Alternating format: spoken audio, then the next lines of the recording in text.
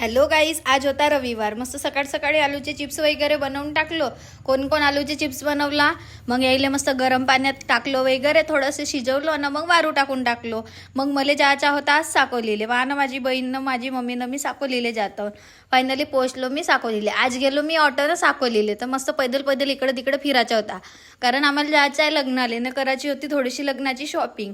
Air वगैरे घ्यायचा होता. तर माझी मम्मी बहुत कन्फ्यूज होत होती साड्या पाहू पाहू, हे घेऊ का ते घेऊ, तिला तोच नव्हता समजत. मग हे इकडं साडी ट्राय करायला बसली. बाबा हिला साडी आवडली तर साड्या ट्राय करत होती न माझी मम्मी तर पूर्ण कन्फ्यूज झाली होती, कारण तिला समजतच नव्हता हे साडी घेऊ की ते साडी घेऊ. मम्मीच नाही, मी बी कन्फ्यूज झालो होतो, कारण साड्याचे ऑप्शन खूप सारे होते.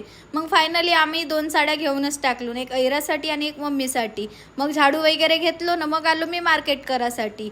मग मस्त टमाटर वगैरे घेऊन टाकलो, वांगे घेतलो बापा ना, मस्त चाललो पहा ना माझ्या मम्मी संग.